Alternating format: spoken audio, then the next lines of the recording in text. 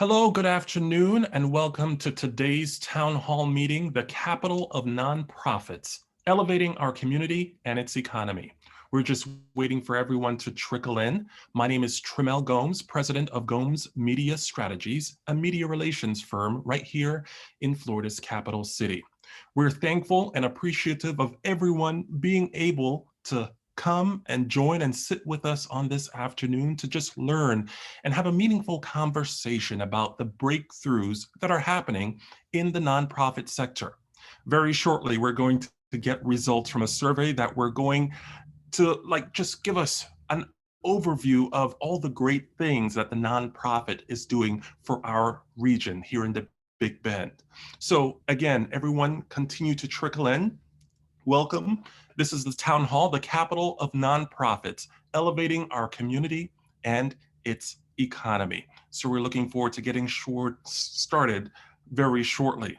So just a few reminders. This is a public event that is being recorded. We're collecting questions from our participants in the Zoom chat, access through the chat icon on the black bar located at the bottom of your screen. For those watching on Facebook, we'll collect any questions you submit on the page.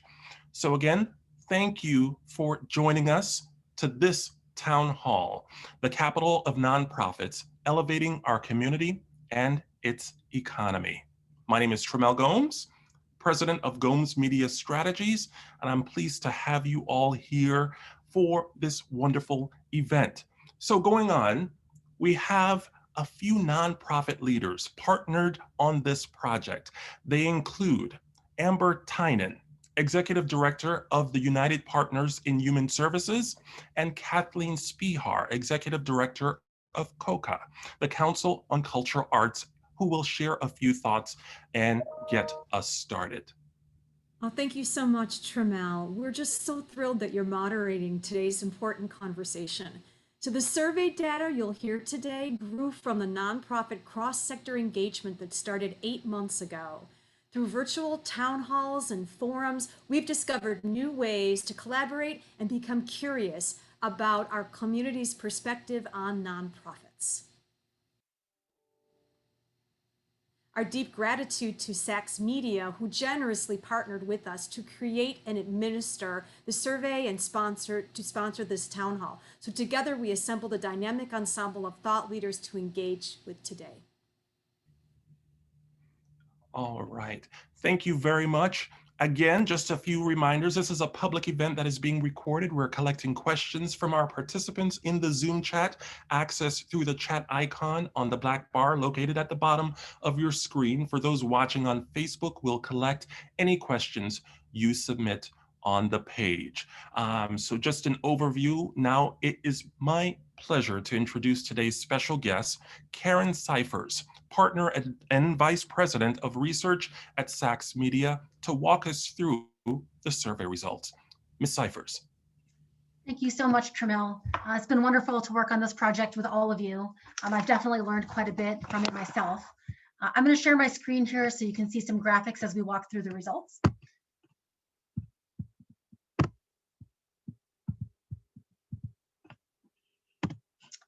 All right.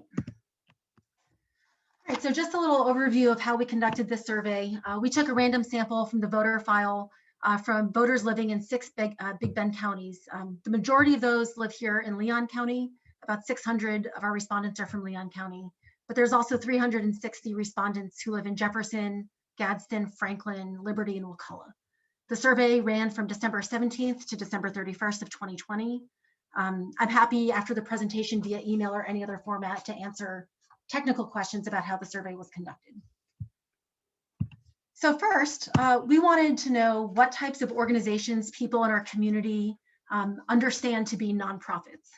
And in this, what you can see is that most people believe nonprofits relate to either faith-based organizations or social welfare organizations. And from there, there's a pretty big drop-off in the portion who understand these different organizations to be nonprofits. For example, 47% believe that nonprofits include arts and cultural institutions. 4 in 10 believe that nonprofits can involve social and recreational clubs. Even fewer, 31%, believe that private foundations can be nonprofits. Same with hospitals and local and national associations. And then just 2 in 10 believe that credit unions and chambers of commerce act as nonprofits in this community.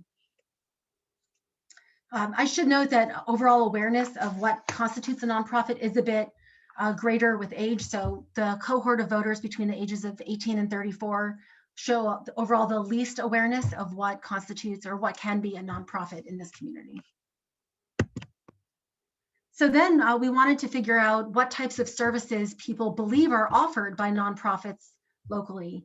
And these results very closely track what you saw on the prior slide. So about 3/4 believe that nonprofits locally provide social services. And then that drops off pretty dramatically to about half across the board who believe that nonprofits engage in activities relating to arts and culture, education, animal services, healthcare, legal services, and so on. So interestingly, 1 in 5 respondents to this survey say that they don't think that any of these services are offered locally by nonprofits. Nevertheless, a strong majority of local residents say that they have personally donated to or been engaged with a nonprofit in the past year. This does not necessarily mean the nonprofit was a local organization. It could have been a national one, for example. 62% said they've donated money or sponsored an event in the past year. About half say they've donated goods. And then 37% say they volunteered. 1 in 5 say they've donated an in-kind sort of service to an organization, and 1 in 10 say they've served on a nonprofit board. All of these donations are more common among those ages 35 and older, with the exception of volunteerism, which appears to be pretty consistent across age groups.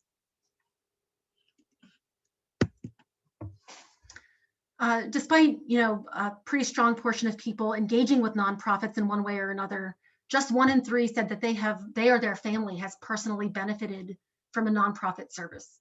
So again, this may tie into what people's understanding is of what is a nonprofit.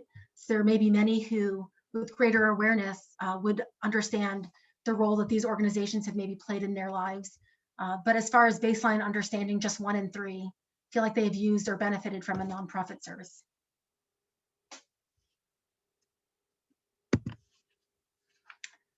All right, our next objective in this survey was to gauge awareness of how nonprofits impact our communities in terms of employment and economic impact. So we asked respondents to guess how many registered nonprofits there are in the Big Bend area. And in this, just 8% were able to identify the correct amount, which is about 2,400, over 2,400. So the greatest portion, about a third, thought that there were fewer than 500 registered nonprofits in the area. So there's a fairly large awareness gap on that. Next, we asked people to estimate the number of people employed by nonprofits in this area. The correct response is 10% or less, and just about 1 in 3 respondents were able to accurately identify that. Finally, as far as awareness is concerned, we asked respondents to estimate how much nonprofits contribute to the local economy in terms of GDP. The correct answer here is about $3 billion in economic activity, but only 12% were able to identify that correctly, with the largest portion, about half, saying that they believe that nonprofits in the Big Bend contribute less than $250 million.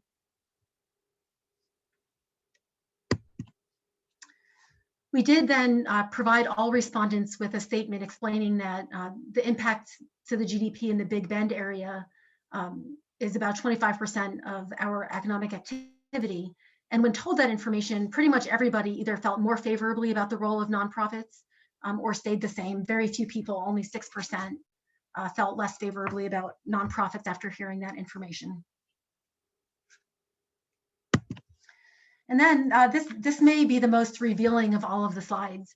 We wanted to gauge how people feel about the value of nonprofits in a few different ways, the value of nonprofits and or some of the challenges that nonprofits face locally.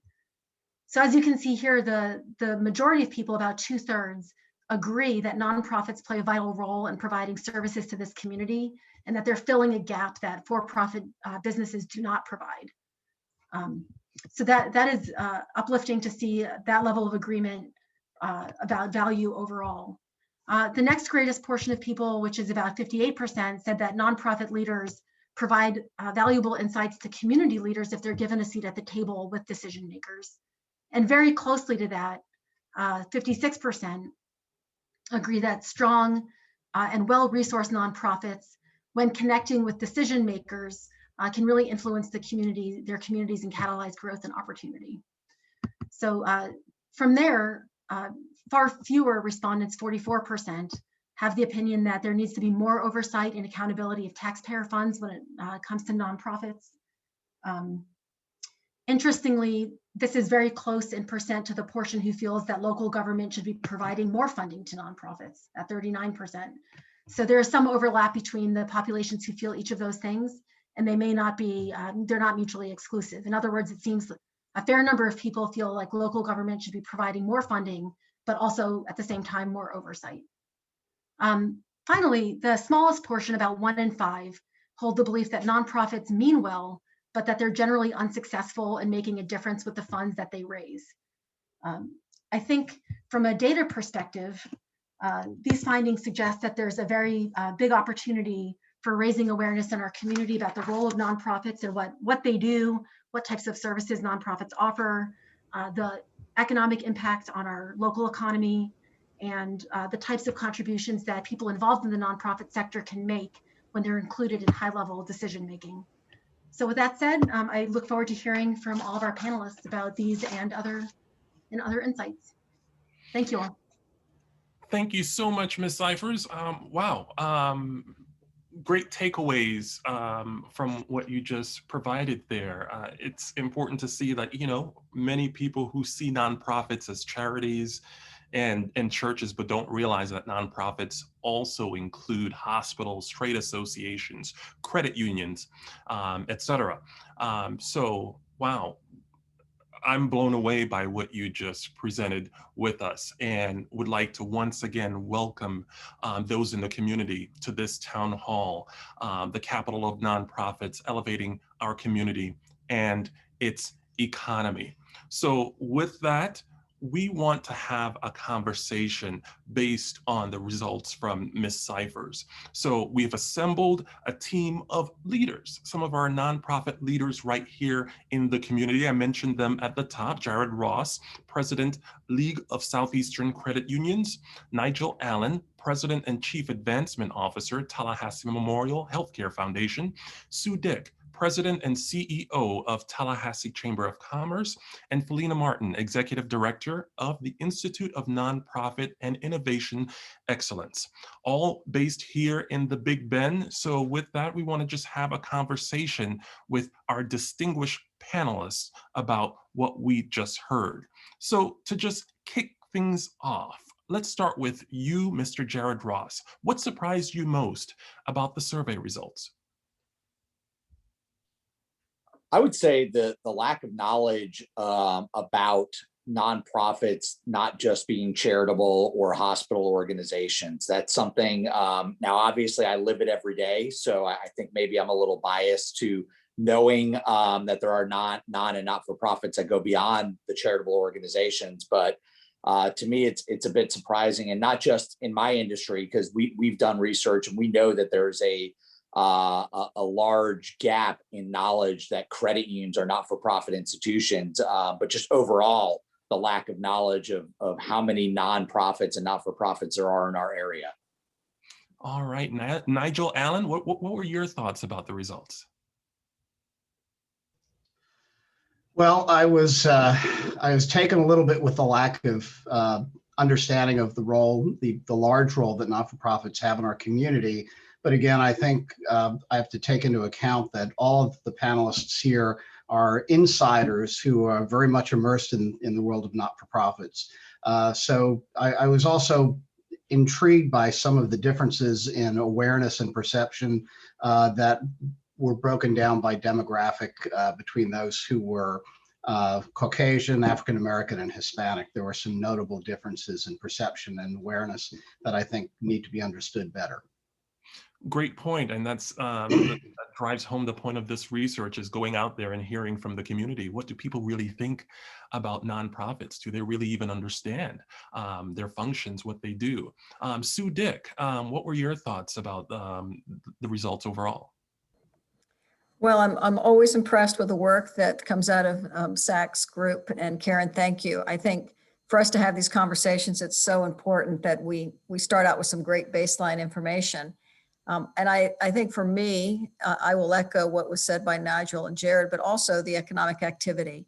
Again, that's something that we continue to recognize and drive home messaging of how much economic activity is really generated by our nonprofits. And the Chamber of Commerce is a nonprofit as a 501c6, and we have affiliated programs in our building that are the same. And so I think that really just resonates, and it's the messaging of individuals just don't fully understand and comprehend what the definition of nonprofit really is. Thank you for that. And Felina Martin, your thoughts on just the overall survey results?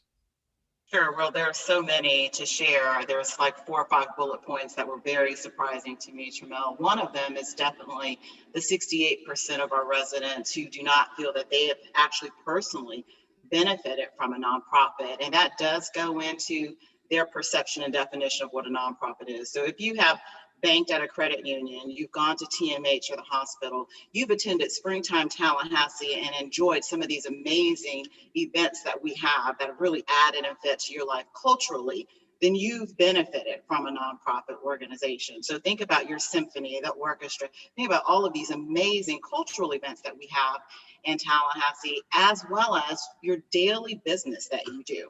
Then you've benefited from a nonprofit organization.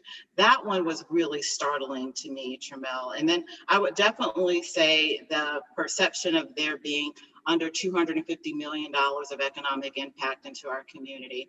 And that's a big disparity between 250 million versus 3 billion. And so that is something that I think we definitely need to create more awareness, as Sue had mentioned. I mean, even to the impact of employment, when you look at the top 25 employers in Tallahassee, 36% of those top 25 are nonprofit organizations. So again, a lot of awareness to create, but those were 2 big startling ones for me. All right. Well, thank you so much. For anyone listening in, thank you all for being here. If you have any questions throughout today's town hall, please submit them to the left in the chat or Q&A section. If you're on Facebook, just chime in. We'd love to hear everything you have to say.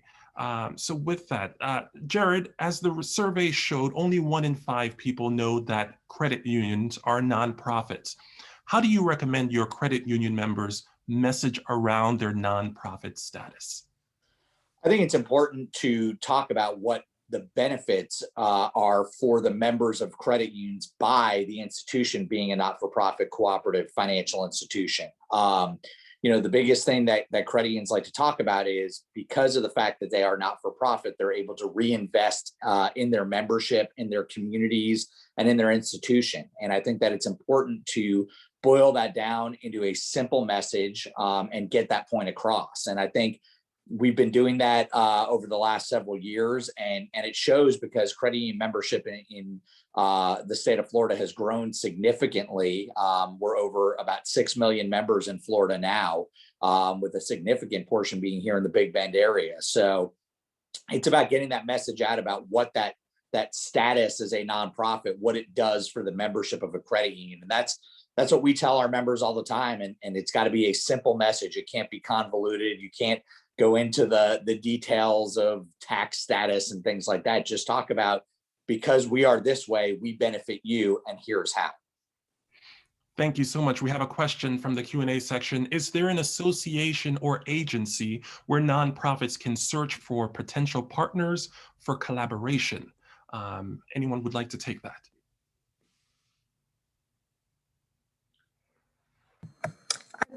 I'll put out another resource out there potentially that's a community resource that it's called Talent Hub 2030. It's something that the Chamber of Commerce, we launched within one of our 3 strategic priority areas, but it really, the success of that Talent Hub 2030 is really the fact that the entire community can participate. So while it's not a one source just for nonprofits, there is certainly a place for nonprofits to post their own positions, whether it's employment, internships, et cetera, or board seats, or serve as a connector to bring the nonprofits into the mainstream of all business that's being done within our community. So it's a resource out there, and you can access it just by going to Talent Hub 2030.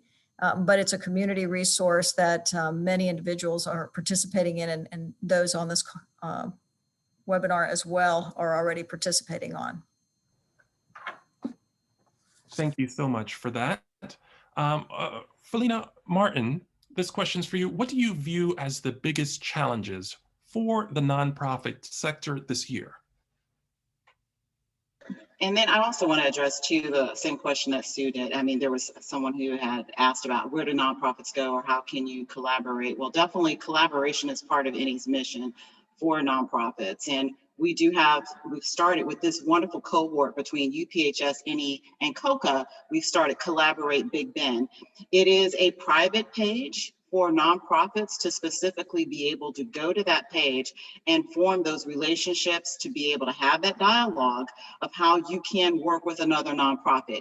You could identify a nonprofit that you want to work with on a grant, for example, which is an awesome opportunity. What better opportunity to join with another nonprofit organization than to apply for maybe a federal grant? So Collaborate Big Bend, which you'll hear about that a little bit later, is a source. And then of course, we love to partner members with one another, but we're here to be able to assist you with collaboration. And then Tramel, your question. So right now, we're still in the midst of the pandemic, the biggest need for nonprofits is capacity. There's an increased need for services, an increased demand for services. And so needless to say, there's also an increased need for staff to be able to manage that. Can you imagine at this time, if your nonprofit organization is responsible for feeding our community, then obviously this is a big time right now for any of our food banks or food pantries. Housing, obviously, even to the point of legal services, which is again, a nonprofit service that's offered to our community, those in our community who are in need of that. So it goes across the board, but right now I would say capacity. Nonprofits are needing their resources in terms of staffing to be able to serve the demands that are currently out there. Thank you so much for that, and also touching on collaboration and the resources available right here in the community. And I'm sure some of that will be shared once again at the conclusion of this town hall on the social media pages on each of your organization's platforms. I'd like to turn to Nigel. You're Tallahassee's largest nonprofit employer. In what situation do you find yourself highlighting Tallahassee Memorial Health's nonprofit's status? In every situation, I think that's part of our DNA, and especially in the hospital or healthcare field, there are notable differences between how a not-for-profit organization handles its resources, reinvests their excess, the margins back into providing services, rather than sending it off to support shareholder investments. So for TMH, I think it's essential that we make that very, very clear in every conversation we have in the community. Thank you so much. For everyone, we're so glad that you joined us today. Do you have questions of our town hall panelists? Please submit them to the left in the chat. All right.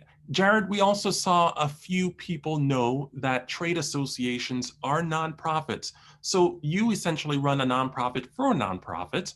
What role does LSCU's nonprofit status play in how you lead the organization? I would say it helps us identify with our members. That's one of the things that we have in common with our membership. And so we understand being good stewards of our dues dollars. Obviously our budget is built on dues dollars, and every decision we make budget-wise comes from our members. And because of that, we take that into consideration. The same way our members, everything they do, it's their members' dollars, their members as owners of the credit union. So every decision they make, they have to take that into account. And so I think that it helps us identify with the struggles that our members may be going through, especially in a time like now, while we're going through a global pandemic and the economic fallout that has happened from that. It really just helps us think like our credit unions do. And that's every decision we make, that's the lens we look through. All right. Sudik, how has the chamber embraced nonprofits within its ranks? Well, we consider ourselves a nonprofit, as I mentioned earlier. We are delighted. We have close to 425 members within our 1,200 membership base that are nonprofits. And internally, as a chamber, we really treat the nonprofits no differently than we would treat all of our members. Many of our nonprofits can enter in at the base membership rate, but have access to the benefits that we can provide. We know it's important. We have membership. We have nonprofits that are part of our board of directors, participate in our leads groups, and we try and work hard to put forward programs, be it through the chamber or our affiliated programs, that would be beneficial for nonprofits. So whether it's building better boards or it's programs within our affiliated program Leadership Tallahassee, we know it's very important to make sure that we're representing all individuals within our community, and the nonprofits play such an important role in that. And we want to be here as a resource for them and also serve as a connector. Thank you so much for that. We have a question coming in. In a great community like Tallahassee, despite the fact that we have a great business community, we also have such a dearth of giant corporations. Do we need to confront the tough issue of too many NFPs competing for too few dollars? Do we need to consider that fiscal survival of the fittest will come down to those with the greatest mission and the best message? Should some of the arts and children's organizations consider merging? That was several questions within one. So Sudik, would you like to respond to that one? It's very business focused. You know, I think especially now with COVID, this is a very challenging times. I think we're going to see the landscape of our community change on many different fronts. We've lost many small businesses through COVID. We've had businesses and industry that have redefined and really retooled in the marketplace for survival purposes, and some that are actually excelling. I think that's an important question to ask. I believe nonprofits are going to need to look at this the same way as businesses have and determine what's the best modeling going forward. But I think the one thing that we do know is that there are great needs in our community, especially because of COVID. And many employers look to nonprofits for these services that can be wrapped around their employees. And many of these services are critical to our employees in our community during difficult times and even just on the brink of difficult times. So I think that's always a very important question. I think especially when it comes to revenue and resources, you have to sometimes ask the really hard questions. And I think it's important that we be open to that as a community. All right, thank you so much for that response. Felina Martin, what are your thoughts on that question? I know there were several in there. Yes, it definitely was. And it's a fantastic question. With there being over 2,400 nonprofit organizations registered in Tallahassee, 2,800 if you count the 4-county area.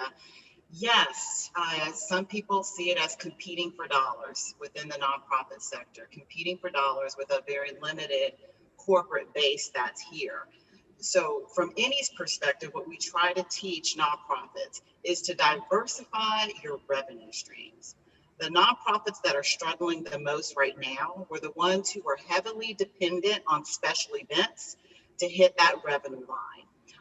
And Nigel's like speaking there. We've had this discussion a couple of times within the last week, Nigel, right, about special events. And who better to know about that than TMH and the foundation, right? So having a diverse revenue streams is critical. If you are looking at heavy funds coming from corporate sponsorships for your special event, then yes, that is a critical question that you're asking right now. Then more likely you're struggling. If you are just simply focusing on grants, that could be a challenge for you as well too. So much like an investment portfolio, we encourage nonprofits to have a very diverse revenue stream of where they're getting their income.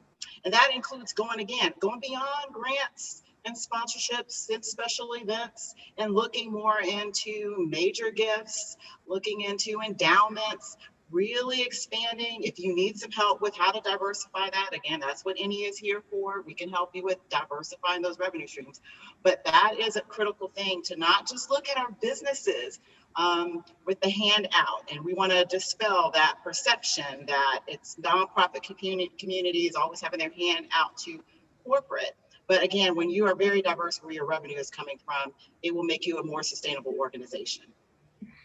Thank you so much for that. Nigel, I'll let you jump in there if you have a response to that question. But I also wanted to ask, how does TMH's nonprofit status impact how you manage operations, if you can elaborate on that as well? Sure. Well, as a not-for-profit, and as you've said, one of the largest, if not the largest, not-for-profits in Tallahassee, I think there's much expected of us to show that we are good stewards of our community dollars that we receive. So it's very important that we actively communicate what we are inviting donors to support and where those funds are going to go.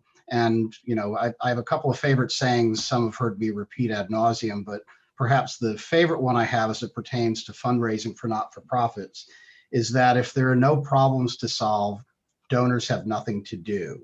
You have to be very clear as a not-for-profit why you are in existence, what you are trying to accomplish. And it's very important to make those people supporting you feel as if they are a partner in making something good happen. So much of it, I think, is just being accountable and showing real clarity in the purpose of what you're looking to accomplish. Thank you so much. Can I piggyback, Tramel, off of Nigel too, because he's so wise. He's got a lot of wonderful words. And one of the ones I picked up from you, Nigel, I learned this, was again, statistics tell, or stats tell, but stories sell. And I think that is a big part in this day and age of, and being in a pandemic. There are a number of nonprofits that have amazing stories to really tell, Tramel. And I think, and then, you know, because you're in the media, if we can pull that from our nonprofits to really tell the story, then there will not be a need for a sell. You know, we all want to give. We have a very generous community. But Nigel, thank you for that one, that tip. Sure. I got 1,000 of them. Thank you both. Yes, tapping into the storytelling aspect is key. And that leads us to this other question. Raising awareness takes money. How much do nonprofits typically budget, or what percentage of their budget for public relations? So I'll go across the board and have you all have a chance of answering that. Nigel, I'll start with you. Wow, that's the answer we'd like to give, and the answer that we have to give are very different. I'd say that no not-for-profit ever feels satisfied with the amount of marketing dollars that they have. And I think it's really an issue that needs additional discussion, because the only way that you can generate awareness and support is by telling your story, and marketing, you know, has costs. It's a real investment that needs to be treated that way. So I would say, coming from the business side before I got into not-for-profits, you really should be looking at least 4 or 5% of your revenues being set aside for marketing. And of course, as you scale up, you can look at it differently. I think it's pretty challenging for any not-for-profit organization to consistently meet that number, though. Jared Ross? Yeah, I would agree with what Nigel said. I think no organization is ever truly pleased with the amount of PR they're getting. But I think in the not-for-profit world, one of the ways that folks really try to maximize on their PR is through earned media. And that's where stories truly come into play. If you can tell a good story that's going to get picked up on, you're going to go a lot further than the dollar can.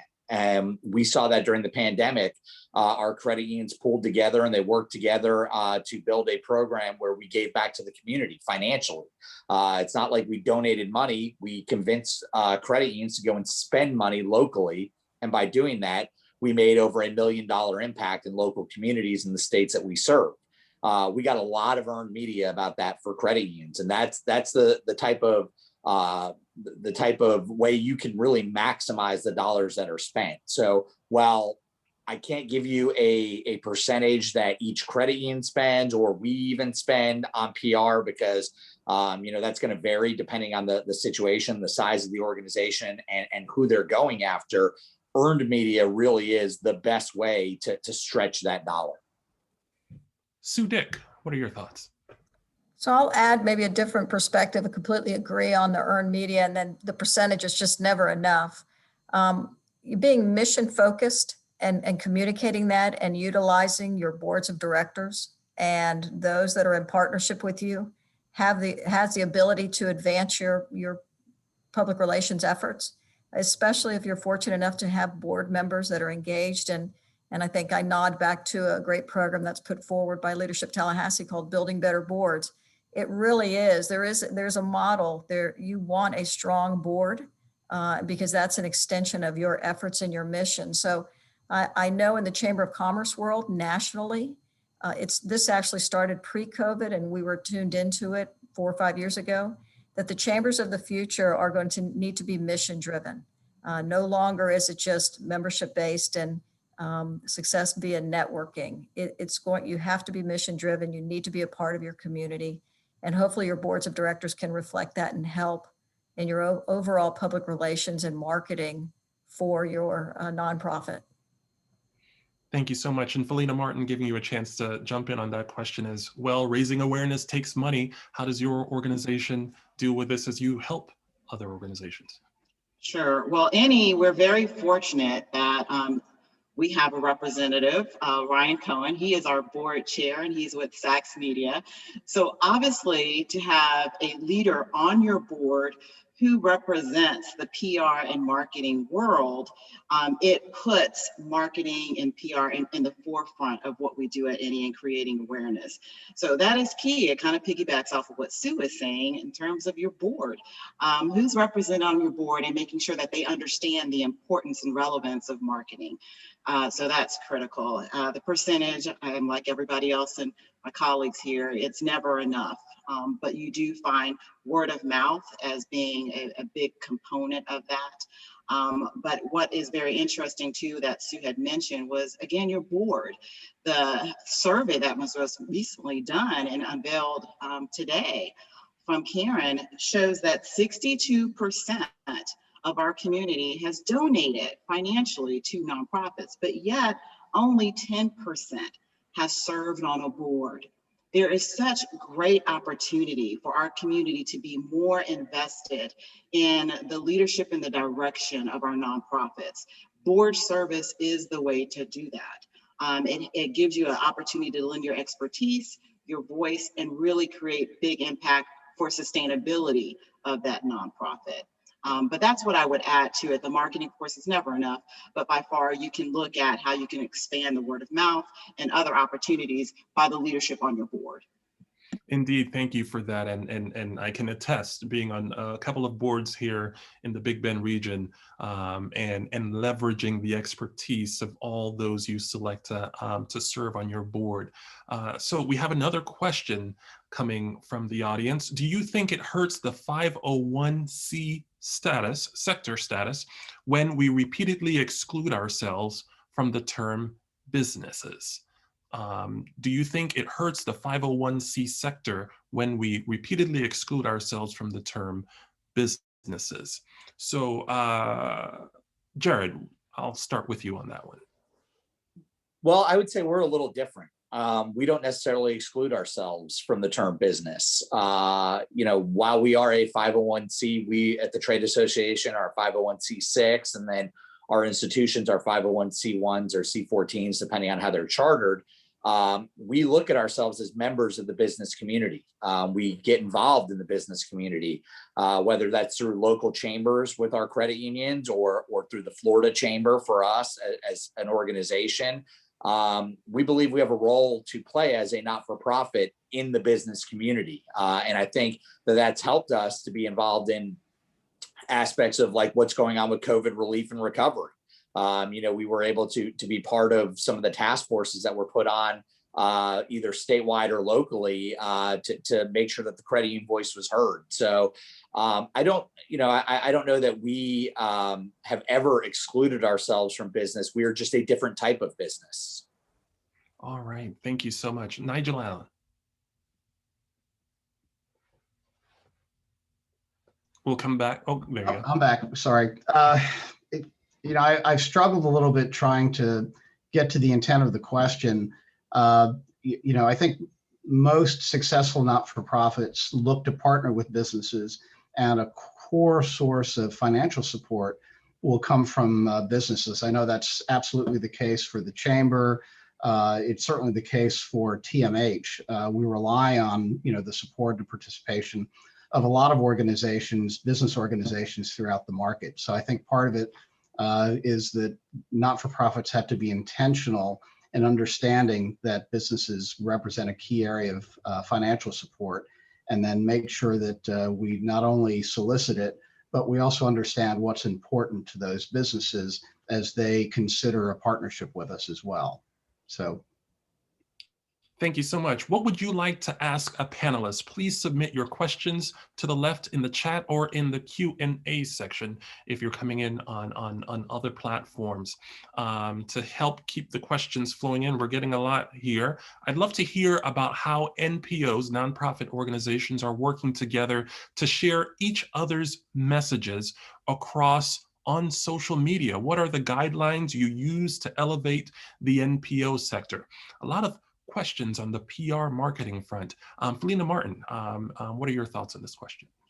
Sure, and it goes back to what we mentioned earlier about collaborating. So I'll give you a great example of what you're experiencing right now. You're experiencing nonprofits collaborating and cross-promoting when you look at any UPHS and COCA being an example of that. This cohort that we have formed has been operating for about 8 months. And we have joined together to promote and unify together for these town hall meetings. And so for the branding, the media releases, everything that you saw, it had the 3 organizations represented. There is nothing stopping any other nonprofits from doing the same thing. And so as mentioned earlier, again, forming those collaborations, we're more than happy to help you with connecting you with other nonprofit organizations. In fact, we've got 3 new tenants that have moved into any, and all of them are collaborating with one another and building their programs together. It is a beautiful sight to see when nonprofits actually get together. Part of that includes, number 1, is the trust factor. We've identified that is a factor. Before you're starting to collaborate, you have to build trust and form that trust. But there's steps to it. We can help you with that and introduce you to people. But by far, this is a great example today's program, of just 3 organizations that decided to do something together. And it doesn't stop. Oh, another good example, PACE Center for Girls and Oasis Center for Girls. They come together every year and they host an event together. So it is happening. You just need to identify that organization that you think would be a great collaboration and start to have those conversations, whether it starts at the board level or if it starts at the executive director, CEO level. Just have those conversations and see how far it goes. All right. So with this, another question, how do we get young people involved in the nonprofit sector? How do we get them to start participating, volunteering? We tap boards from community experts. How do we engage the youth to participate in NPOs? Anyone would like to hop in on that? Sue Dick? Well, I'll just throw out a couple examples that exist operate within our building. So we have a program called Access Tallahassee, which is a young professional program. And as part of that, there are events and forums that introduce the members and even non-members that are just seeking out to see if it's something they want to be involved in with nonprofits. And there are members that are participating in that are involved in nonprofits. And so I think part of it is awareness. Part of it is creating a platform for individuals to learn. Interesting, many of us have young professionals as children. And I really think it's in the DNA of this next generation to be involved. Our son in Greenville is reaching out to the United Way, trying to get involved in programs. I think the beauty of where we are is that if you're referencing young professionals or the younger individuals, professionals as well, there are opportunities and organizations that you can get involved in and just exposing them to through that. So whether it's our Leadership Tallahassee program, and we actually have a Youth Leadership Tallahassee program for rising seniors, they're very intentional with Barbara Boone and her board to create program days and informational sessions that introduce nonprofits to this new rising market space. And I think it's really important. I think we have to pass the information on. Individuals want to get engaged, and there's more than enough opportunity and need for people to get engaged. Thank you so much. A question from Pam Dofek on Facebook. Is there a beneficial synergy for some smaller nonprofits to consolidate based on function or audience, 1 + 1 + 3 or more? Covey leadership. Who would like to take that question? Philina Martin? Well, can I go actually back to the previous question, if you don't mind, because I do believe in internships. And again, I think our students are a tremendous asset to our community that maybe we don't leverage enough, or some of us have figured out how to leverage it to make it an asset to our organization. So if you do not already have an internship program at your organization, I would ask that you consider having interns to be able to serve. One of the things that we found was also very startling as far as research that NE has conducted was the number of degrees that we provide from Florida State and FAMU with those who are majoring in social sciences, social services. That degree is a highly sought degree that we have students graduating and getting. It's second to having a business degree, but it's more than technology and tech. So we have a number of our students who are graduating and they are wanting to go into the world of social entrepreneurship or some type of social sector field. And we definitely want to harness that talent. We're talking about keeping talent in Tallahassee, then let's see what these students are majoring in. What are they getting their degrees in? And how can we harness that talent? So I think definitely getting young people involved really is a no-brainer because they are starting nonprofits left and right. They're starting social enterprises left and right. They're highly interested and engaged, but starting off with a robust internship program, I think is definitely one. To follow up on that, we have a question from Ron Sachs from Facebook. Should some of the arts and children's organizations consider merging? Wow, that's a tough one. I'm going to jump right in, Tramel. That's a really great question for my peer, Kathleen. I won't speak on her behalf, but I will speak in terms of that question being asked earlier about the merger of nonprofits and coming together. And I think it goes back into collaboration. During these times, I know we are receiving a number of inquiries from organizations who are saying, well, is there someone else out there that is doing what we do? And can you get us together? It is much better to come together to solve a community problem than it is to dissolve your organization and not be able to serve a population. But I see Kathleen has popped up on the screen, and Kathleen, will you answer that one?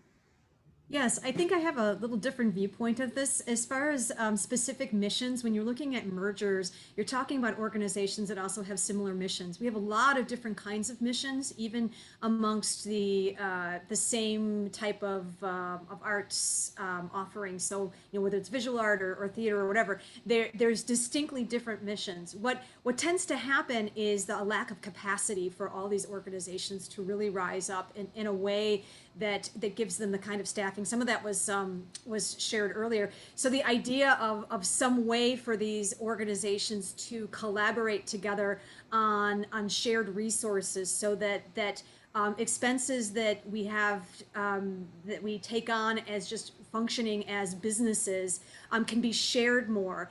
That kind of cooperative work would be really great, so that programs could still continue to operate, but that we have shared resources of things like marketing or business operations or something along that line where nonprofits can just kind of jet into that. That would, between arts and would help out arts organizations. Within arts and children's organizations, that certainly can be there's certainly ways that we can work together differently in order for the programming to again intersect, and I think that would also help with a lot of resource sharing, and that would be a really wonderful way for us to continue down the road, especially in this community with so many visitors coming in and with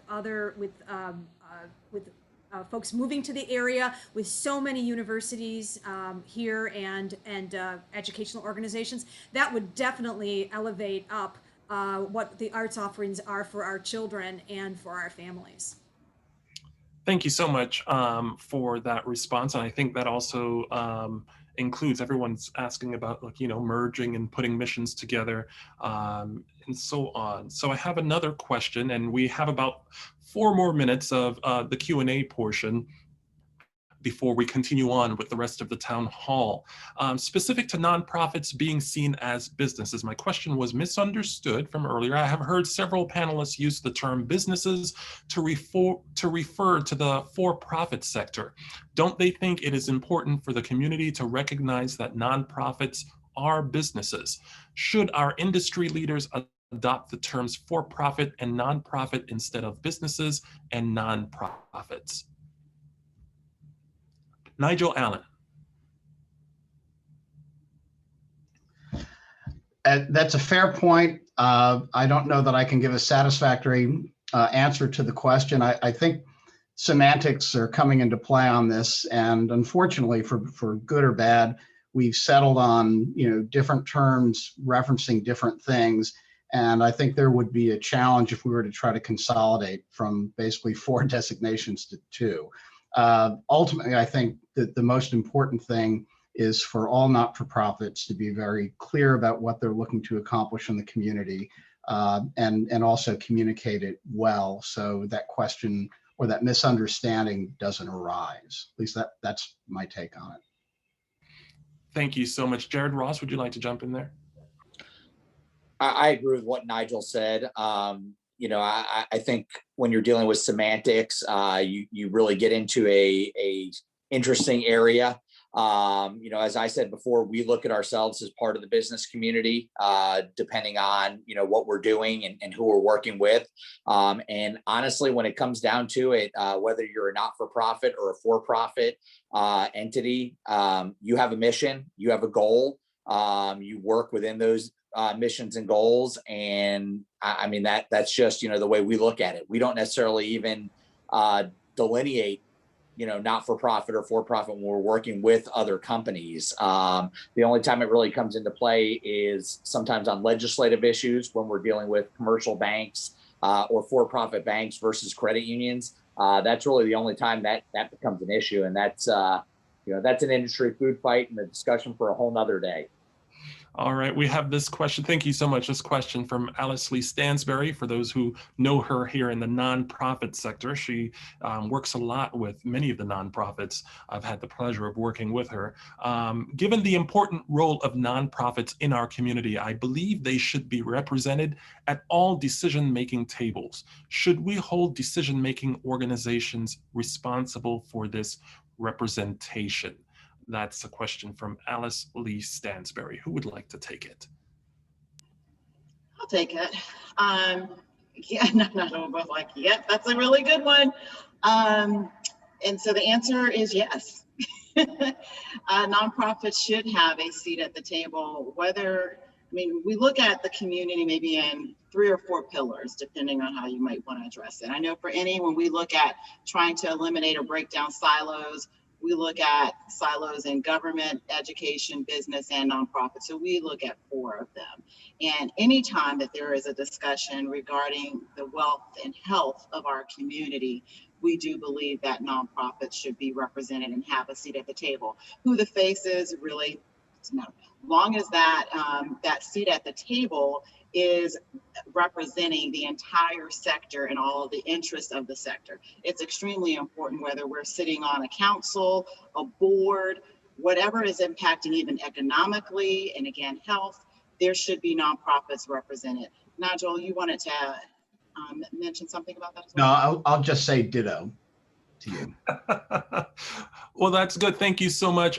And thanks everyone, our distinguished panelists. Thank you all for taking the time to participate in this program. It was very informative. I learned a lot, and it's going to help push me forward in my board service going ahead. My name is Tremel Gomes with Gomes Media Strategies. It's been a pleasure to participate in this wonderful event and learn so much more about the nonprofit sector impacting our community. Now I will turn things back over to those who have been leading the charge with this wonderful research. So Amber, take it away. Awesome. And thank you so much, Tramel. And again, round of applause to our panelists today. There were a couple of questions that were in the chat that we didn't get to, so we will try to distribute those to our panelists and get responses out when we send out the link. But we are so thrilled with these survey results to really roll out what we're calling the capital of nonprofits, how we elevate our community and its economy, and the value that we bring not only to the quality of life, but to our economy as economic drivers here locally. This will be led by Sachs Media. Again, our thanks to them in partnership with our organization, UPHS INI COCA. You'll be prepared to receive a toolkit here soon, representative of original content that could be shared on social media, as well as infographics that can be shared with not only your organizations, but any other local nonprofits to really highlight the survey's impactful points about the value we provide to our local community. There's a couple other ways in which you can take action here today. We ask you that you share these survey results with your board, your staff, and any of your supporters.